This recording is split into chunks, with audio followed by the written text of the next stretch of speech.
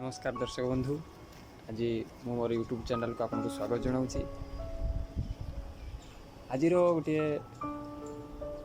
निरा कार्यक्रम आज गोटे रखी। आज कविता गोटे वर्षा उपर गोटे कविता। आज से कविता वर्षा ऋतु को नहीं, वर्षार आगमन को नहीं, आउ जेबे जेबे वर्षा आसे तेबे तेबे कविता मध्य आसे। यह निश्चित रूपे पुणी से वर्षा को लेकिन दीपद धरणी राणीर मधुमय शंखध्वनि, धरणी राणीर मधुमय शंखध्वनि जेपरी हास्यमय लास्यमय प्रकृति को अपूर्व सभारे विवर्णित करिथाए। ठीक सही भली पहली वर्षार आद्य स्पर्श, ठीक सही भली पहली वर्षार आद्य स्पर्श घरे भरी दे थाए पटी कदम्बर रोमांच आ वन हरिणीर चेंच। आउ मन केतेबेले उड़ी जाई थाए से नील आकाश को, तो पुणी केतेबेले चली जाई थाए झरझर श्रावणीर धारे मयूरर से छंदायित नृत्य देखा। तेणु आसतु शुणा से वर्षा उपरे छोटिया कविताटीए। से कविताटी भावुछि निश्चित रूपे आपन को सुंदर लागिबो। तेणु चलतु शुणा छोट छोट कविता।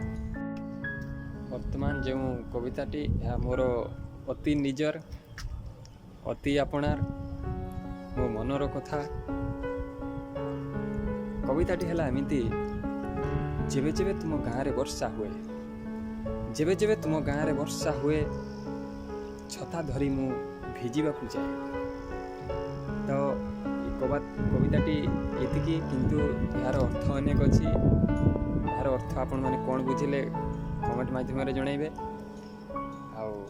आमती सब मनर कथा को लेकिन आज पुणी कविता मान अच्छी।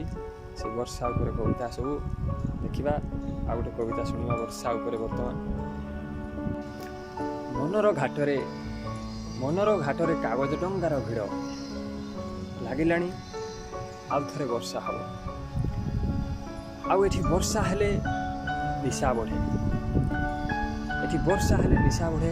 तुम अदुआ स्मृति सब मन पड़े। तुम मुकुला केशर बणुआ लतारे मु बार बार झुंटी पड़े, मु बार बार झुंटी पड़े। आउ एठी वर्षा हेले निशा बढ़े। तुम स्मृति जड़े मु राति एमितिका दिन गड़े। एठी वर्षा हेले निशा बढ़े, एठी वर्षा हेले निशा बढ़े। आ गोटे कविता, ये भी गोटे छोटिया कविताटीए।